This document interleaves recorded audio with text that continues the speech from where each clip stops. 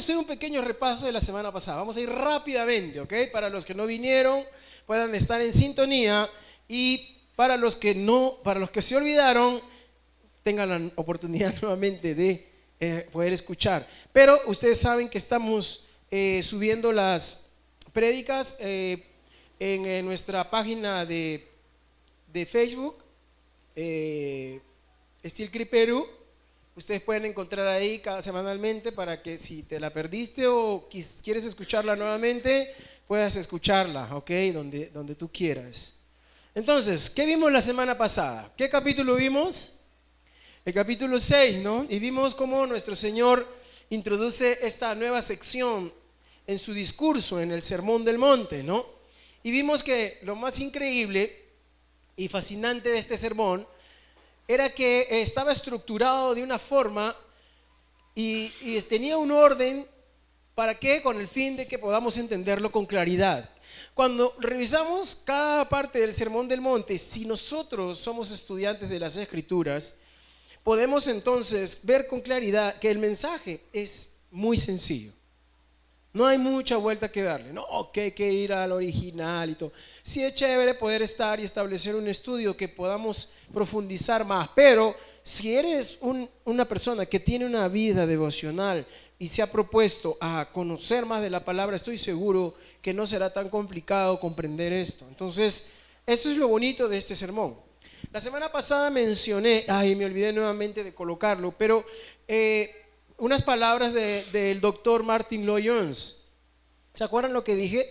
Él opina acerca de esta sección del Sermón del Monte, de lo que es este capítulo 6. Él dice, estamos frente a lo que podríamos llamar la descripción del cristiano que vive su vida en este mundo en la presencia de Dios, en sumisión activa a su voluntad y en dependencia total de Él. Esto es lo que resume Martyn Lloyd-Jones acerca de esta sección de la vida práctica del cristiano viviendo en una dependencia absoluta de Dios. ¿Ok? Eso es lo que vimos. ¿Y qué más vimos? Que si estudiamos esto con mucho detenimiento, vamos a darnos cuenta que en este capítulo existe una división. ¿Cuál era esa división? ¿Se acuerdan? Nadie tomó nota. Ya. ¿Perdón?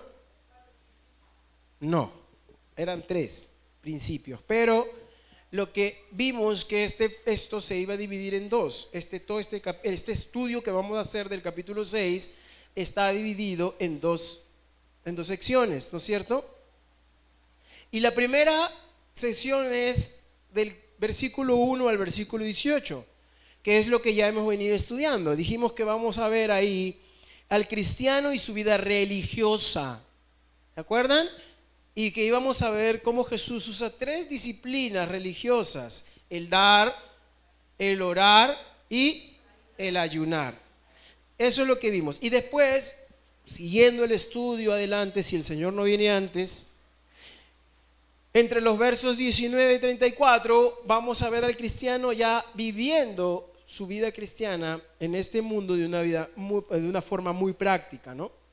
Entonces, hemos visto también cómo los cristianos, los ciudadanos del reino de Dios, no solo debemos preocuparnos de nuestra alma o nuestra salud espiritual, ¿no es cierto? Porque no somos nosotros de este mundo, ¿no? Estamos en él. Y definitivamente hay cosas que todavía causan y toman lugar o preocupación en nuestra vida, ¿no? Por ejemplo, habíamos dicho que la comida, el vestido, la movilidad, ¿no? La casa, los hijos, el colegio, todas esas cosas nos hacen parte de este mundo y crean en nosotros preocupaciones. No somos de este mundo, pero estamos en el mundo, y es algo que tenemos que tenerlo claro. Dijimos también que Jesús daba por entendido que los cristianos, los ciudadanos del reino, harían estas cosas de una manera natural, fluiría de ellos esto como parte de su naturaleza eterna, ¿no? La naturaleza que hemos recibido de Dios por medio del Espíritu Santo. Entonces, no es que el cristiano tiene que hacer, tiene una condición de hacer estas cosas para ser un cristiano. ¿Está bien? Dijimos que más bien era algo que iba a fluir de el corazón del cristiano. Iba a ser algo interno que se iba a mostrar externamente, ¿no? Entonces, habíamos visto cómo esto no era otra cosa más que frutos, ¿ok? Frutos en nuestras vidas. Ahora, cuando hacemos estas cosas, hermanos, como por ejemplo dar, orar, ayunar, habíamos dicho que esto nos sirve como alimento espiritual, pero que no proporciona vida. ¿Por qué dijimos esto? ¿Se acuerdan? Porque mucha gente religiosa piensa que hay que dar, hay que orar, hay que ayunar para ganarse el cielo. Y estas cosas no proveen vida espiritual, no dan vida espiritual. Habíamos visto que lo que da vida espiritual ¿es qué? Es que yo venga a Dios en arrepentimiento, reconociendo mi condición espiritual. Pobre. No tengo nada que ofrecer a Dios, por lo tanto, es por fe que yo recibo vida espiritual. No por dar, no por orar, no por ayunar. Esto solamente es un alimento al que ya ha nacido de nuevo en Cristo, el que ya tiene vida espiritual. Estas cosas alimentan más aún su vida espiritual, pero no generan vida. ¿Se acuerdan que hicimos el ejemplo del cadáver en el cementerio? Que por más que alimentes un cadáver, ese cadáver lo puedes alimentar con los alimentos más nutrientes y no va a tener vida. ¿Por qué? Porque el alimento solamente se encarga de mantener tu cuerpo, pero no de darte la vida. La vida te lo dio Dios a través de tus padres. Hicimos esa comparación para entender mejor de lo que estábamos hablando. ¿Ok? Entonces solamente puede recibir vida espiritual, se puede recibir a través de la fe en Cristo, a través de la gracia de Dios derramada sobre el pecador que reconoció que no tiene nada que ofrecer a Dios. ¿Ok? Entonces, en otras palabras, cuando hacemos estas cosas, nos dice Jesús, no proveen vida espiritual para nosotros, porque nadie será salvo por dar, por orar o por ayunar.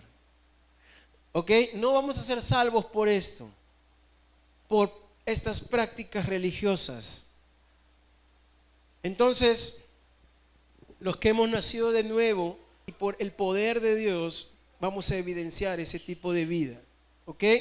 No es algo que fluya del corazón humano. No es algo innato en el ser humano. Viene solo por el poder de Dios. ¿Ok? Entonces,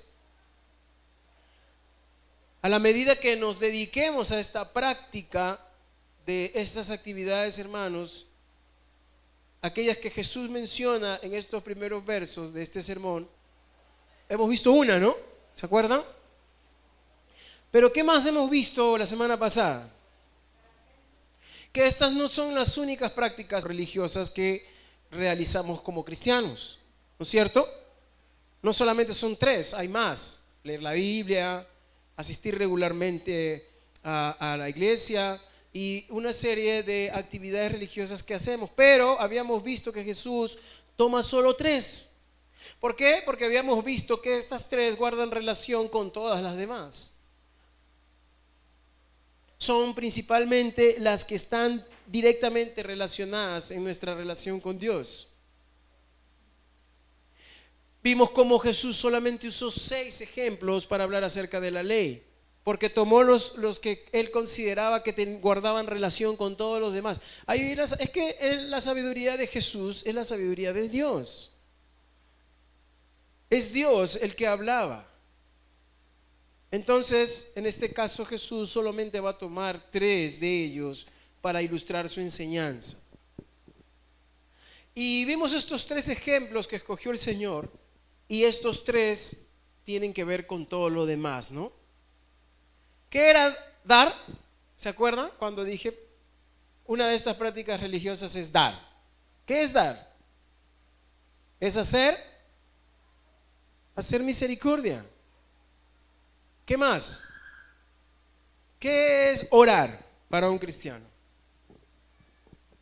Es tener relación con Dios. Estoy hablando de lo que hemos visto la semana pasada. Uy, se han olvidado todo, ya no importa. Señor los perdone. Y ayunar, ¿qué es? Habíamos visto, es sacrificar la carne. Entonces nuestro Señor sabía, hermanos, que estos ejemplos eran suficientes para que podamos entender qué es lo que debemos nosotros como hijos de Dios evidenciar en nuestra vida diaria. Ahora vimos también cómo es que Jesús demanda que los ciudadanos de su reino, a que, esto sí es bien delicado y lo vengo repitiendo constantemente, a que su justicia debía ser mayor que la de los fariseos y escribas. ¿Por qué? Porque vamos a ver aquí una diferencia. Ellos oraban, ¿sí? Daban, ayunaban, los fariseos, y Jesús dice, si su justicia no es mayor que la de ellos, pero si ellos también hacían esto, practicaban estas actividades religiosas. Y Jesús dice que si nuestra justicia no es mayor que la de ellos, no entraremos al reino de los cielos. Por eso estamos diciendo que el hecho que yo haga estas cosas o practique estas cosas no me hacen a mí espiritual. Yo las hago porque soy espiritual. Es distinto, ¿se dan cuenta? Querer sembrar esto para que proporcione vida espiritual a mí, así no va a ser. Primero Dios hace que nazcamos en espíritu y luego viene lo demás, que viene inspirado, dice Efesios, ¿no? Para que andemos en las obras, las cuales Él ya había preparado antes, para que andemos en ellas. O sea, ¿las obras de quién son finalmente? De Dios, ¿no es cierto? Son las obras de Dios, nosotros haciendo las que Él ya ha preparado para aquellos que naceríamos nuevamente de espíritu y viviríamos una vida que le agrade. ¿Se dan cuenta? Entonces, lo primero que vimos en el verso 1, dijimos que era una introducción general a todo este capítulo del capítulo 6. Y que íbamos a encontrar 3 principios generales. La semana pasada vimos solo uno, ¿de acuerdo? Y se nos quedó en el tintero los otros 2. Entonces, ¿cuál era este primer principio general? A ver, le pongo una calificación A4. ¿A4 es? No, AD, ¿no? A4 es una hoja. Ajá. Ya, no se hagan pues. ¿Cuál fue esa primera? La única que vimos la semana pasada. Vamos a mandar a la escuela dominical, ¿eh? Para que ahí empiecen a pintar primero, no se olviden. Ya les he dicho, traigan sus cuadernitos, anoten y en la semana revisen. Dios tiene algo para ti, hermano, para esta semana. Hoy es el primer día de la semana, ¿sabes, no? Hoy comienza la semana. Estamos empezando, toma nota, te va a servir como hijo de Dios. Tantas cosas tenemos por hacer que se nos olvida. Lo primero que vimos es que los hijos de Dios deben cuidar sus motivaciones cuando realizan este tipo de prácticas religiosas. Eso es lo primero que vimos. Y la semana pasada hablamos solo esto. Versículo 1 dice, tengan cuidado, no hagan sus buenas acciones en público para que los demás los admiren, porque perderán la recompensa de su Padre que está en el cielo. Vimos que no existía ninguna contradicción, ¿no es cierto? Porque en algún momento, yo les explicaba que si hace algunas semanas atrás hablábamos de Mateo 5, del 14 al 16, donde Jesús habla la necesidad de vivir una vida práctica mostrando al mundo que somos hijos de Dios. ¿De qué forma? Siendo la luz y la sal de este mundo. Y dice, para que vean las obras de vuestro Padre, para que brillen sus obras, ¿no?, delante de los demás y glorifiquen a su Padre que está en el cielo. Dice en Mateo 5:14. Y ahora aquí Jesús está diciendo en el capítulo 6, en el verso 1, tengan cuidado de hacer las cosas para que los demás lo vean. Como que hay una contradicción pareciera ser, y finalmente vimos que no era así. Entonces Mateo 5:16 dice, de la misma manera dejen que sus buenas acciones brillen a la vista de todos, para que todos alaben a su Padre Celestial. Ahí está pues, en lo que está en rojo, pon el otro verso. Lean la parte roja, ahí está la diferencia. Arriba dice que debemos brillar, ¿no? Y abajo dice que no debemos hacerlo en público. Total, miren ahora la parte roja. ¿Sí llegan a verla? ¿Qué dice? La primera, ¿qué dice? Y la segunda, para que los admiren. Dos motivaciones distintas. La primera es único y exclusivamente para que el nombre de Dios sea glorificado. Y la segunda es para que los demás me admiren, ¿no? Esa es la diferencia, por lo tanto no hay una contradicción. Aquí la diferencia es la motivación por la cual estoy haciendo las cosas. Entonces, la diferencia es que uno alimenta el ego y el otro, ¿qué hace? Alimenta nuestro espíritu. ¿Se dan cuenta? Solo haciéndolo de esta manera, dándole la gloria a Dios. Ya saben, podemos hacer cosas y únicamente alimentar nuestro ego. Yo lo hice, yo lo hago, yo voy, yo hago esto. Cuidado, yo voy a los servicios, yo voy a orar los jueves, yo sirvo y hago tal cosa. Cuidado. Si vamos a hacerlo, tenemos que entender claramente que el único que debe llevarse toda la gloria es Él, no nosotros. También vimos el significado de la palabra cuando Jesús dice para que los demás lo admiren. ¿Se acuerdan cuál era esa palabra? ¿Qué significaba por lo menos? No se acuerdan. Bueno, teatro. ¿Se acuerdan la semana pasada? En este texto, en el original, la palabra admiren tiene que ver con la palabra teatro. Cuando tú vas a un teatro, ¿para qué vas? Para que la gente te mire, pues, ¿no? Para que vea lo talentoso que eres, para que te aplauda al final o no. El texto dice, no hagan las cosas con el fin de hacer un show, de hacer un teatro. Eso es el texto original. Theomai es la palabra en griego. Entonces lo que Jesús estaba diciendo aquí es que debemos tener mucho cuidado. Debemos poner atención cuando realizamos, cuando practicamos estas actividades religiosas. No debemos hacerlo con el propósito de hacer un teatro de nuestra vida que es justa, sino que debemos más bien vivirla como un resultado de nuestra ciudadanía del reino de los cielos. El cristiano debe tener, hermano, la motivación, aun si es que los demás ven nuestras buenas obras, sea única y exclusivamente para glorificar el nombre de Dios, ¿ok? Entonces, dijimos la semana pasada y te dije, anótalo si puedes.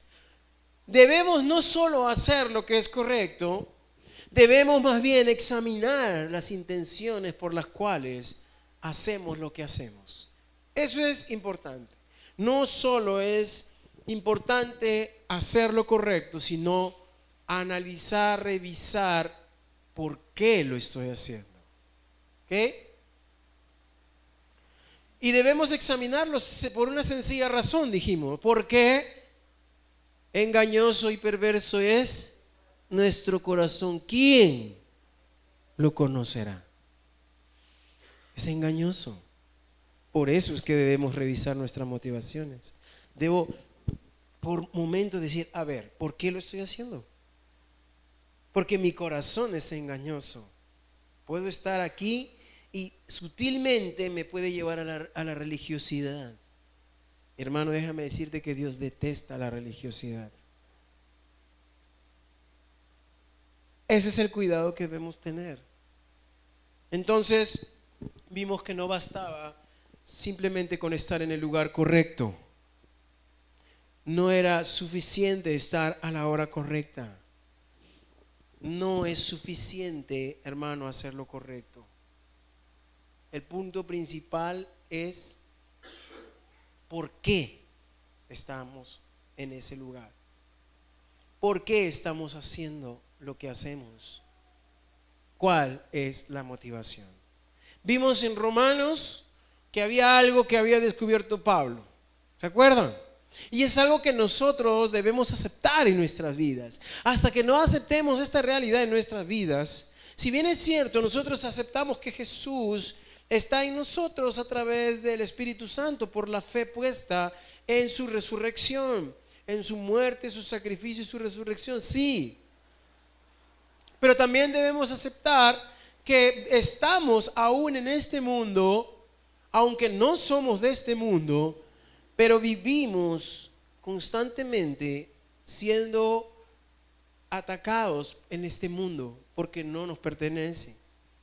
Entonces, Pablo decía que hay en nosotros una naturaleza, porque muchas veces nosotros nos cuesta mucho adorar. A veces no nos concentramos. Estamos mirando a los músicos, estamos mirando las letras, está bonito o no. Ya me distraje por esta cosita roja de acá. Está ahí, ¿qué será eso?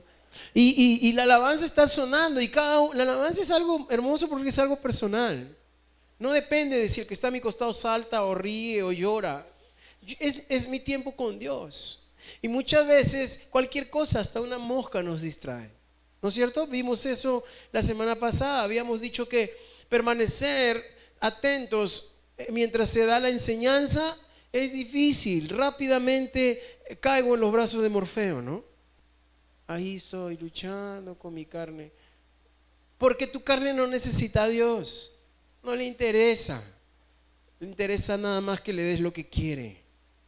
Pero tu espíritu está sediento entre ti. Está que se muere por un poco de alimento espiritual. ¿Ok?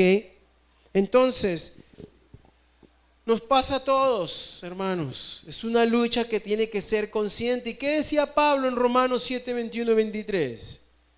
He descubierto el siguiente principio de vida, que cuando quiero hacer lo que es correcto, no puedo evitar hacer lo que está mal. Amo la ley de Dios aquí en el interior con todo mi corazón, pero hay otro poder dentro de mí que está en guerra con mi mente y me lleva a dormirme, a aburrirme, a desesperarme, a querer irme. Ya no quiero escuchar más, me aburro. Ahí está la carne activa. Pero el espíritu está dispuesto y la carne es débil. ¿Ok? Entonces, ese poder que hace me esclaviza. ¿A quién? Al pecado que todavía está dentro de mí. ¿Se dan cuenta? Vimos el caso de Caín y Abel, ¿se acuerdan? ¿En quién se enfocan los ojos del Señor? ¿En la ofrenda o en el que trae la ofrenda? El que trae. Habíamos dicho que no importa la cantidad, sino la motivación por la que tú haces las cosas.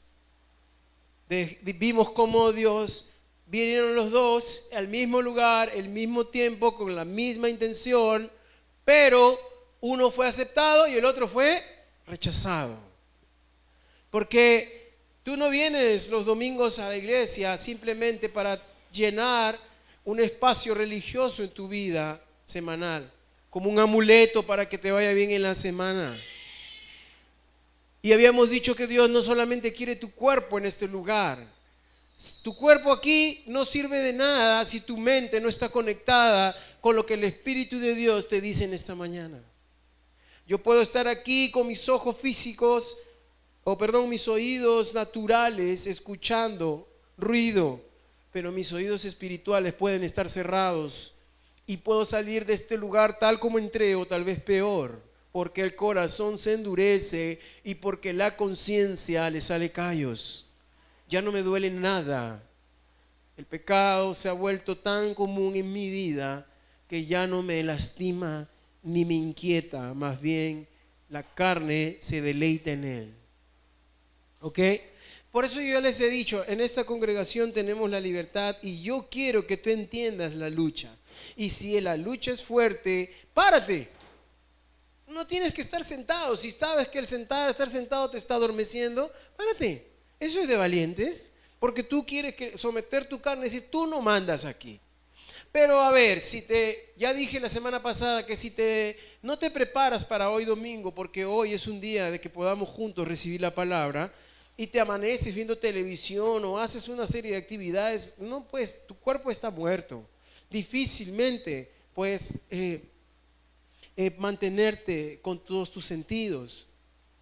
Entonces vimos cómo Dios no ama al que da mucho, Dios no ama al que hace mucho, sino al que lo hace con alegría. Cuando tú vienes a la casa de Dios, hola hermano, está bien, tú puedes haber tenido una semana terrible, nadie dice que no, a veces hay semanas que son terribles, son las peores de mi vida a veces, pero el Hijo de Dios sabe por qué está esta mañana aquí, porque Él es un Dios que simplemente al mostrarte una ave dice, hey, mírala, y nos hace sentir de verdad muchas veces ridículos a nosotros. Yo siempre cuando escucho este texto o lo reflexiono digo, Jesús dijo, mira esa ave, ¿trabaja? No. ¿Quién la alimenta? Yo pues. Y te dice, ¿acaso tú no vales más? ¿Por qué te afanas? Dice. ¿Por qué hay afán en tu corazón? Y después pensamos que Dios tiene que obrar en medio de nuestro afán. Déjame decirte esta mañana que Dios no obrará en medio de tu afán. Porque el estar afanado, preocupado, es contrario al estar confiado. Y cuando tú no confías es porque no tienes fe. Y sin fe es imposible agradar a Dios. Entonces, Dios no es impactado por actos religiosos. A Dios no le impacta los actos religiosos. A Dios le impacta tu motivación. Por eso aceptó a Abel y Caín salió molesto ese día, frustrado. Y Dios le dice claramente, si hicieras el bien, ¿no estarías mejor? Pero el pecado está a la puerta, dice, no te dejes atrapar por él. Entonces ahora sí, después de haber refrescado nuestra memoria de la semana pasada, lo cual creo que no era necesario porque ustedes se acordaban de todo, entonces vamos al segundo principio. Hemos visto que los cristianos entonces no solo deben cuidar sus motivaciones, sino que como ciudadanos del reino, los cristianos también debemos vivir conscientemente delante de Dios. ¿Qué decía el profeta Elías?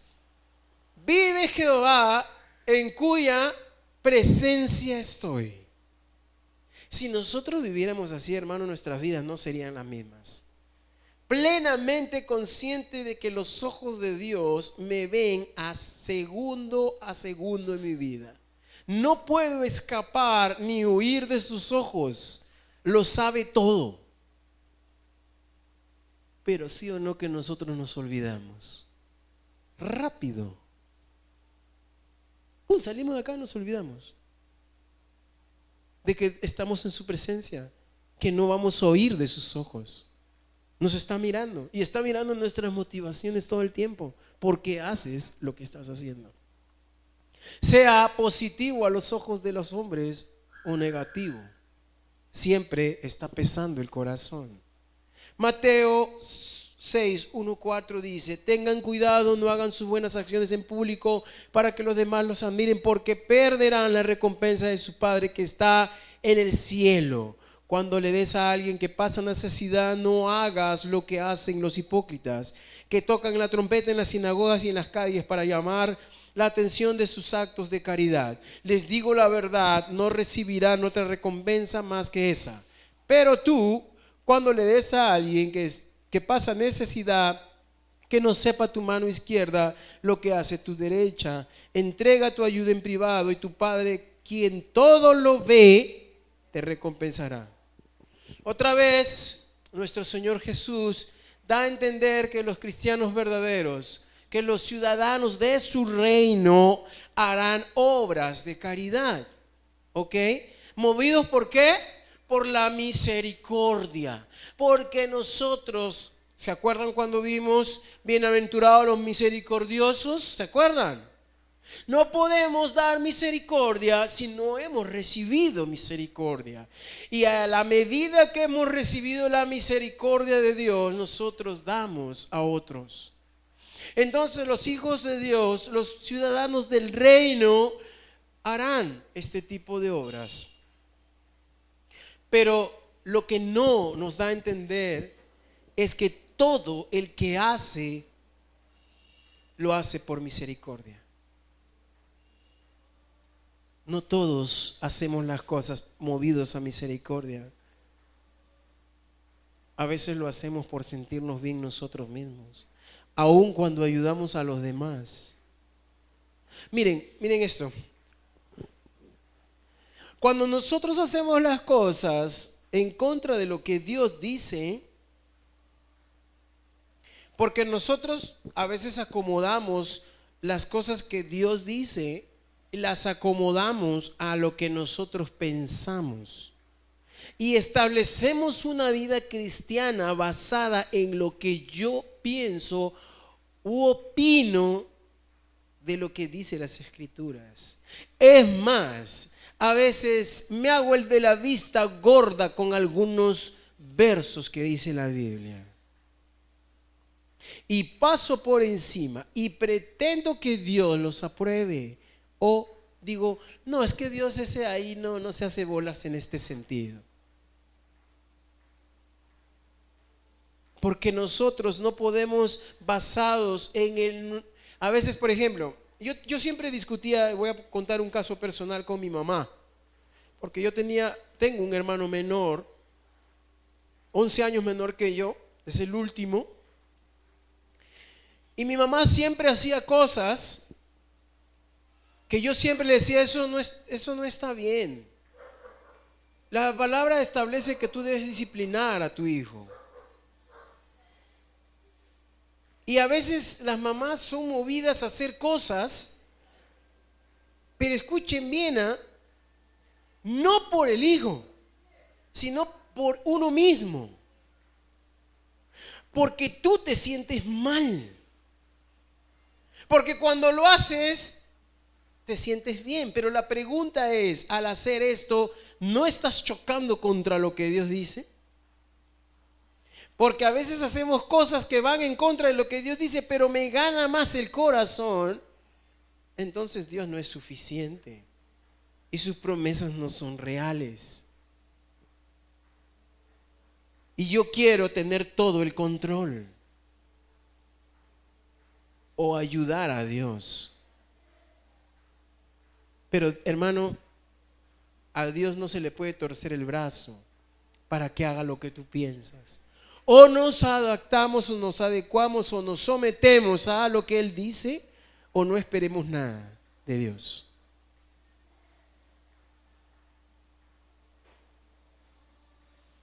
¿Ok? El cristiano da por misericordia y con una motivación correcta. El hipócrita también da, pero no por amor a Dios, o al prójimo, sino que usa más bien la necesidad del prójimo como una catapulta, como una fogata. ¿Para qué? Para encenderse en aplausos, para ser reconocido por los demás. ¿Se dan cuenta que a veces usamos a los necesitados para que se diga qué bueno es? A veces yo voy y le digo, tú sabes que yo le hice tal cosa, tú sabes que yo le regalé tal cosa, tú sabes que yo lo he ayudado, pero ¿se dan cuenta? El cristiano no anda por ahí diciendo lo que hizo o no hizo por las otras personas. Sabe que su recompensa vendrá a la medida que él lo hizo en lo privado. Y qué triste, ¿no? Cuando usamos a los necesitados para suplir más bien una satisfacción tan egoísta que solo busca la autopromoción. Entonces es por esa razón que Jesús habla de que si quieren ser reconocidos y aplaudidos, entonces esa es la recompensa. Mira, si nosotros somos plenamente conscientes y yo hago algo, Jesús me está diciendo esto: tienes por este lado los aplausos y la aprobación de la gente, y por otro lado tienes la recompensa que yo te tengo reservada. ¿Qué haría un cristiano cuerdo? Oye, gracias. No, a mí tú no me des nada. Pero no me aplaudas un ratito. Evitaría más bien el ser reconocido un ratito. Si al hacer esto me estás robando a mí quitando la posibilidad de que Él más bien me recompense. Por esa razón es que el cristiano no acepta el hecho de que lo estén elogiando. No vive o no se inspira, su inspiración no viene por la aprobación y el aplauso de los demás. Que bien canta, wow, que bien ministras. No, hay gente que viene y te dice, oye, tocas muy bien, me encanta. Y ay, no, ¿cómo hay una satisfacción adentro, no? Wow, no. Es increíble, de verdad, pero en nuestra humanidad es así. Siempre quiere ser reconocida. Y si no te reconocen, estoy triste. Nunca me dan las gracias, nunca me dicen. Siempre estás esperando que los demás, cuando hagas algo, te digan gracias. Eres un siervo, eres un tremendo hombre de Dios. Ahí sí, ¿no? Es mejor decir, no me digan nada, prefiero escuchar nada. Yo lo que quiero es honrar a Él. Dio su vida en la cruz por mí. ¿Está bien? Ahora, noten que el contraste, hermanos, aquí no es si vivimos para agradar a Dios conscientemente o vivimos para agradar a los demás. Es más bien si vivimos para agradar a Dios conscientemente o vivimos para agradarnos a nosotros mismos. ¿Se dan cuenta lo que digo? El contraste aquí es claro. ¿Soy consciente que lo que hago es para agradarme a mí mismo? ¿Para agradar a los demás? ¿O para agradar a Dios? Ya se agregó algo más, ¿no? Porque mira, finalmente el agradar a los demás termina ¿qué? Siendo agradándome a mí mismo. Entonces la raíz y el contraste aquí no es el agradar a los demás, sino es el agradarme a mí mismo. ¿Te das cuenta? El agradar a los demás es solamente un instrumento para que yo termine agradándome a mí mismo. El problema aquí entonces es ese, que uso a la gente para agradarme a mí mismo, no para agradar a Dios. Y eso se vuelve en nosotros un problema.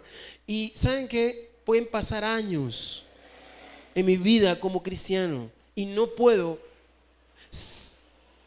Lo que no pude encontrar en el mundo, el éxito que no pude encontrar en el mundo, en la iglesia es más fácil. Pues claro, me he visto religioso y es fácil. Ya está. Wow, ¿no? Porque en el mundo no pudiste tener éxito una vez que entras a la iglesia. Ah, venga todo para acá. Todos me quieren, todos me aman, todos me aprecian. Y esa no debe ser mi motivación. Hermanos, al final de cuentas, la razón que nos mueve a buscar el aplauso y la aprobación de los demás no es porque realmente queremos agradar a los demás. Entonces es más bien porque quiero agradarme a mí mismo. ¿Ok?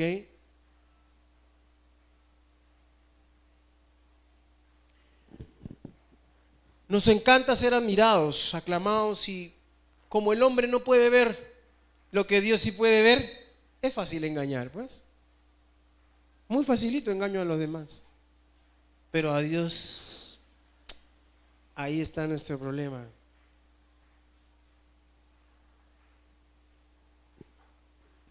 Y acá voy a poner un ejemplo muy práctico.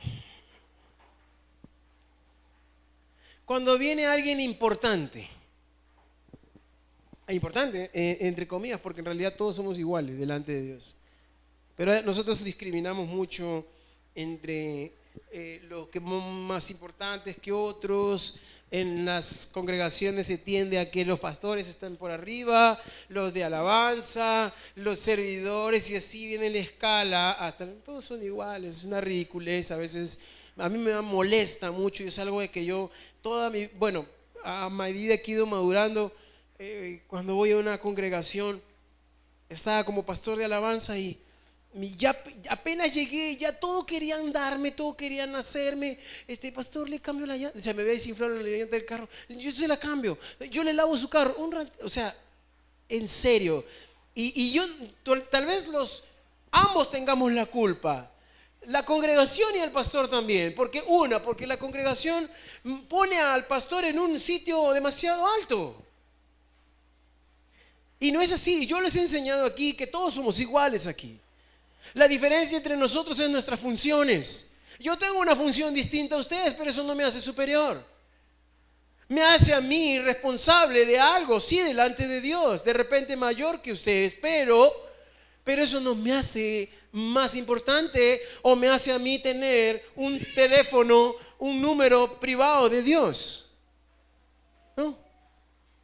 Somos iguales, tenemos las mismas luchas, tenemos exactamente los mismos problemas. Entonces el problema aquí es que cuando alguien es importante, arregla, pinta, haz tempranitos, todos lindos. Yo me ofrezco, sí, aquí estoy. Nosotros de vez en cuando nos visitan nuestros pastores de Estados Unidos. Cuando viene el pastor, entonces, pastor, yo digo, Dios mío. Y no es celo de mí, a mí me da, perdóneme, pero no tengo celo yo. A mí me da, pastor, usted predica mejor que Miguel. Dura menos su prédica y es más consistente, me da risa, sinceramente. Viene el pastor y todos, pastor, ¿qué quiere? Siéntese, coma, todo, tome, el cielo le bajo. Y le estoy hablando en serio, porque yo quiero que seamos una congregación que respete y ame a sus pastores de una forma, orando por ellos. Si hay algo que Pablo demanda a la iglesia es, oren por mí, para que cuando yo predique el evangelio, muchos más conozcan a Cristo. Y no hagamos esto de lastimar más bien al pastor y ponerlo en un lugar que no le corresponde. Él está en la tierra igual que todos. Y tiene que luchar con sus pecados todos los días igual que ustedes. Igualito. No es un súper espiritual. Si eso te venden algunos, pobrecitos, pero no encuentro en las escrituras yo esa superioridad. Todos estamos en la misma condición. Necesitamos a Dios y con urgencia, todos. Amén. Entonces, nos gusta, ¿no? Nos mueve las cosas importantes, nos mueven un poco. Y esa es una muy mala motivación. Yo debo hacerlo todo y lo voy a demostrar cuando yo te diga, pastor, mire, yo voy a hacer tal cosa, voy a traerte esto. ¿Cuándo lo vas a traer? El miércoles, listo. Miércoles no lo trajiste. Ahí me voy a dar cuenta que estás haciendo las cosas por ti o por mí, pero por Dios no creo. Cuando alguien hace las cosas para Dios, no las está postergando, no las está haciendo al azar, no las está haciendo a última hora. Cuando algo es para Dios, es como lo que hizo Abel, lo mejor. Y lo mejor toma tiempo, ¿sabes? Lo mejor no se puede hacer en horas. Lo mejor tiene preparación, estrategias. Busco hasta que me di el tiempo hasta de corregir errores. Pero cuando se hacen las cosas así a última hora jamás se puede. Probablemente esa fue la diferencia entre Caín y Abel. Porque dice que el que separó lo del ganado, lo primero lo separó. Y tiene que haber un cuidado, ¿no? Hasta que llegue el momento de ofrecerlo. Probablemente Caín fue, ¿ya qué tengo acá? Hortaliza, yuca, todo ya listo, bonito, lo mejor de repente también. No sé, en el sentido de que no lo podrido, bonito, ¿no? Lo que está bonito, pero no una preparación. No se preparó. Siempre cuando hacemos las cosas para Dios, hay una marca. Se llama preparación. ¿Ok? Cuando te comprometas a hacer algo, ten conciencia de que lo haces para Dios y no para un hombre. Si lo vas a hacer para mí, bueno, pues ya, hazlo cuando quieras. Pero si lo vas a hacer para Dios, sé honesto contigo mismo, honesta contigo misma. Y no andes diciendo que haces las cosas para Dios, porque eso no es para Dios. Por lo menos, yo entiendo, a uno aceptó su ofrenda y al otro la rechazó. ¿Qué es lo que vio? La motivación. ¿Ok? Es muy fácil engañar a los hombres. Pongamos ahí la ofrenda, un chequemán ahí, con varios ceros. Los hombres, wow, ¿no? Todos los hombres, oh, wow, ese debe ser un súper cristiano. ¿No? ¿Y después qué? Convence a Dios a ver con ese cheque. Convéncele a Dios que lo que estás haciendo es para honrar su nombre, para glorificar su nombre. Los hombres nos convencen rápido, ¿no es cierto? Pero Dios conoce lo que realmente es. Y eso es lo que es peligroso. Lamentablemente muchos nos gusta tomar el camino más fácil, pues. El camino más fácil es, pero también es el más peligroso, ¿no? Porque te puede llevar a la religión, a alejarte de Dios más bien. Acuérdense que en el hijo pródigo, los dos hijos siempre hablan del primero, ¿no? Del malcriado, ¿no? Del rebelde. A ese siempre lo mencionan, ¿eh? Se fue, sí, hizo todo lo que sea y se dio cuenta y vino. Pero casi nadie habla del que se quedó en casa, del cristiano que se quedó, nunca se ha ido. No, yo nunca me he ido. 30, 40 años de creyente, jamás. Pero no tengo una sola oveja en los 40 años. En mi trabajo nadie sabe que soy cristiano. En mi vecindario más bien piensan que soy el más amargado de la cuadra. Pero tengo 40 años yendo a la iglesia. ¿No? Y entonces, ¿qué pasa en nuestro corazón?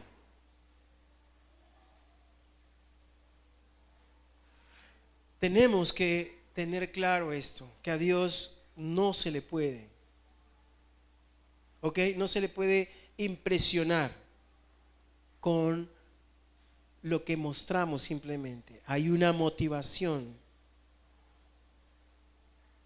Ahora, lo que Jesús nos enseña, hermanos, aquí es que no simplemente debemos vivir bajo esa perspectiva, ¿ok? Sino que debemos buscar siempre la gloria de Dios en lo que hacemos. Además, ¿para qué hemos sido creados? Cuando vienes a Cristo descubres para qué has sido creado. ¿Para qué hemos sido creados? Para la gloria y alabanza de su nombre. Para eso hemos sido creados.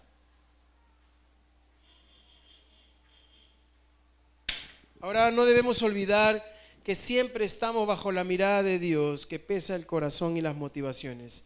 Alguien dijo una vez, perdón, que si viviéramos nuestras vidas pensando, como les decía hace un momento, que Dios nos está mirando, tendríamos otra clase de vida. ¿Qué decía el rey David? ¿A dónde huiré de tu presencia? A donde quiera que voy, tengo tu cara y tus ojos mirándome. No solo lo que hago, sino también mis motivaciones. El problema de nosotros es que siempre nos comparamos con otros. Y cuando viene alguien y nos dice, hermano, gracias porque eres una bendición para mí, entonces sube la espuma, ¿no? Pero cuando venimos ante Dios y le pedimos que nos diga cómo nos ve Él,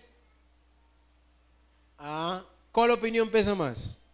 ¿Cómo nos ven los hermanos o cómo nos ve Dios? Ahí cambia todo, ¿no?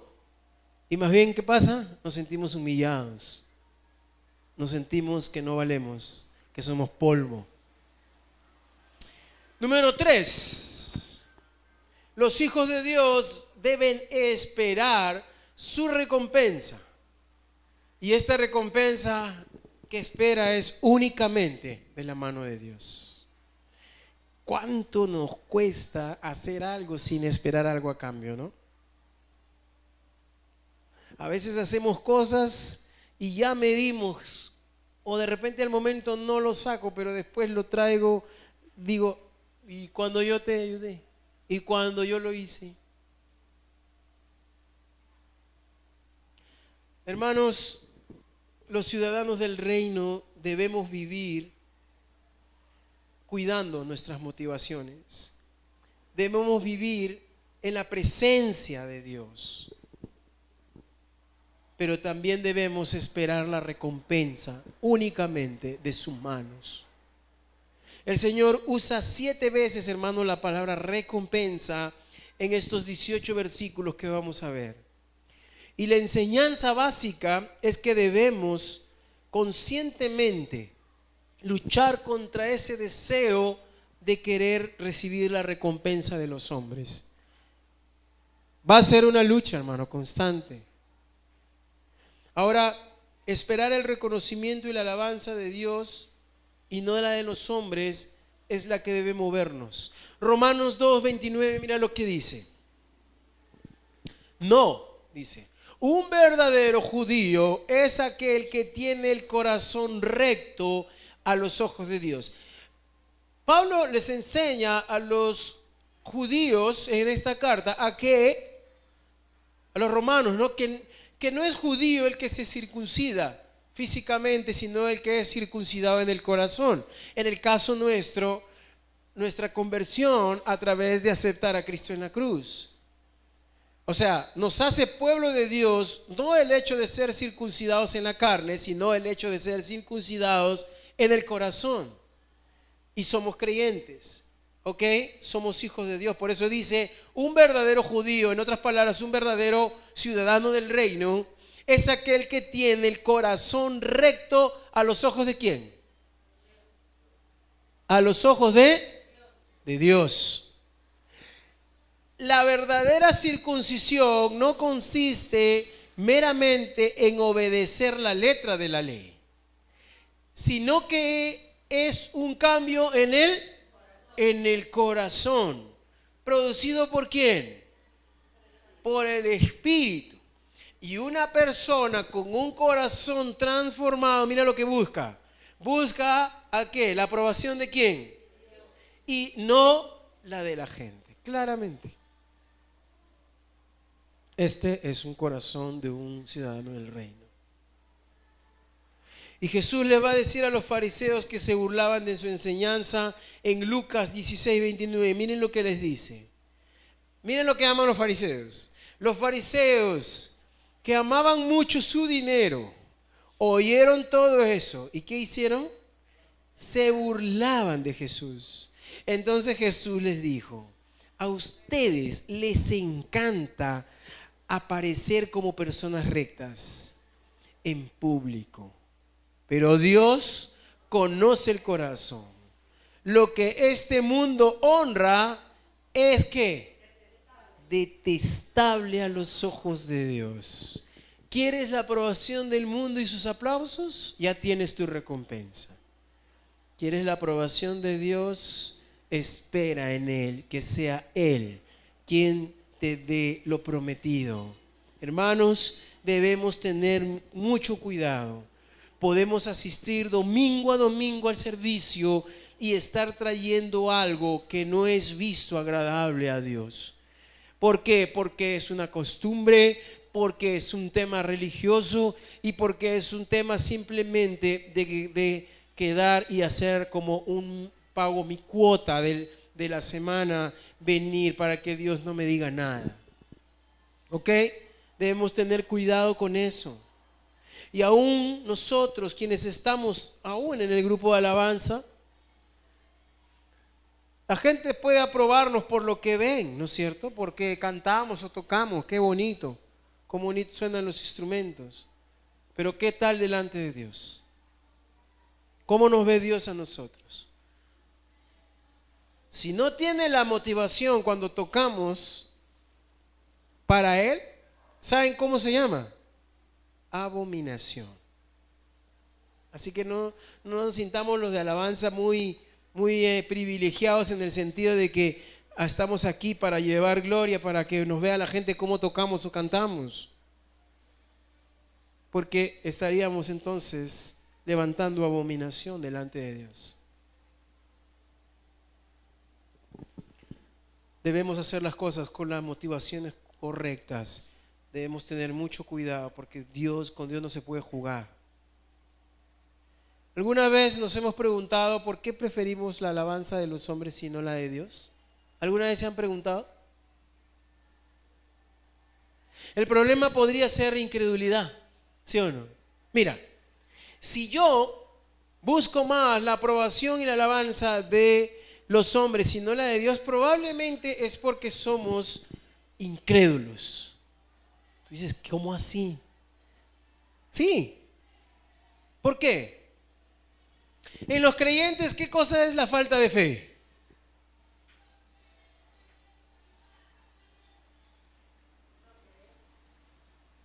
Un incrédulo es alguien que no tiene fe, ¿no es cierto? Y el que no tiene fe, ¿qué pasa? No cree en Dios. ¿Está bien? O si cree en Dios, bueno, será a su manera.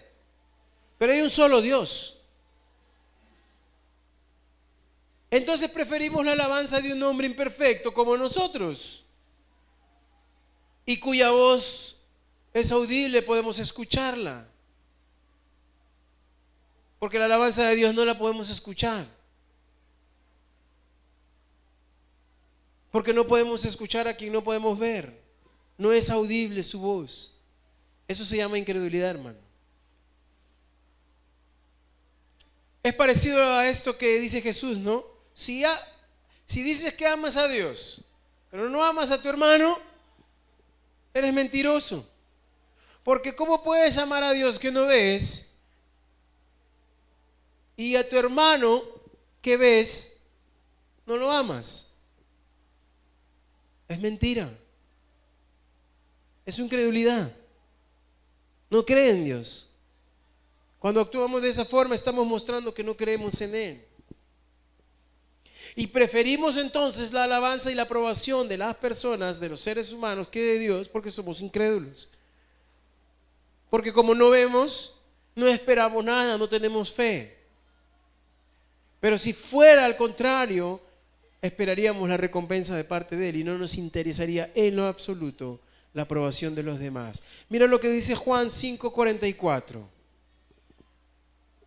Con razón les cuesta creer, pues a ustedes les encanta honrarse, ¿qué? Unos a otros, pero no les importa la honra que proviene del único que es Dios. Más nos importa entre nosotros, eso se ve, se siente. Dios no lo siento. Entonces no quiero esperar en su recompensa, prefiero aquí nomás, calentito, apláudanme, mírenme cómo soy de bueno. Entonces, ¿cómo puede creer en Dios un cristiano que está detrás de la alabanza y la aprobación de los hombres. No hay forma. Miren lo que dice Gálatas 1:10. Y ese debe ser nuestro corazón como hijos de Dios. Miren lo que dice Pablo. Queda claro que no es mi intención ganarme el favor de la gente, sino el de Dios. Si mi objetivo fuera agradar a la gente, no sería un siervo de Dios. Claro, no necesita interpretación. Si vienes por agradar a los hombres, si buscas agradar a los hombres, no eres un siervo de Cristo. Así de fácil. Lo dice con toda claridad. Mi intención no es ganarme el favor de la gente, sino más bien el de Dios. La enseñanza es clara, hermano. ¿Ok? Y ese es el consejo y la advertencia que nos deja el Señor esta mañana. Cada uno de nosotros. El de no buscar la aprobación o la recompensa de los hombres, porque de lo contrario no recibiremos ni una sola recompensa, ni aprobación de parte de Él. Entonces analicemos nuestras motivaciones delante de Dios y seamos conscientes si es que recibiremos recompensa de parte de Dios en todo lo que hacemos en nuestras vidas. Recuerden que solo recibiremos recompensa, escucha bien, de lo que has hecho para Dios. Solo recibirás recompensa de lo que has hecho para Dios. De lo que hiciste para los demás y para ti mismo no vas a recibir nada. Solo de lo que ha sido movido tu corazón a hacerlo por causa del Señor. Vamos a orar. Señor, muchas gracias te damos en esta mañana, Padre. Somos tan humanos que aún nos es difícil entender lo que acabamos de oír. Y parece ser que hablamos de seres que no son humanos, cuando está tan dentro de nosotros el egoísmo. Padre, pero tú nos has dado de tu espíritu y nos has hecho hijos tuyos. Y tu deseo es formar el carácter de Jesús en nosotros. Y Dios, creemos que el que levantó de los muertos a Jesús también levantará nuestras vidas para la gloria de su nombre. Padre, queremos realmente vivir para la gloria de tu nombre. No, ayúdanos a, Señor, ver los aplausos y la aprobación de los demás como una amenaza de la recompensa que podamos recibir de tu mano. Y que, Señor, todo lo que hagamos, lo hagamos de una forma, Señor, inteligente, sabiendo, Señor, de que tú nos estás mirando, que no podemos escaparnos, de que tú analizas y ves nuestro corazón y las motivaciones y las intenciones de nuestro corazón. Señor, nosotros no queremos hacer las cosas que hacemos para ser más espirituales. Nosotros queremos hacer esto porque somos tus hijos y porque tú has transformado nuestras vidas y aún nuestra manera de ver, de observar el mundo.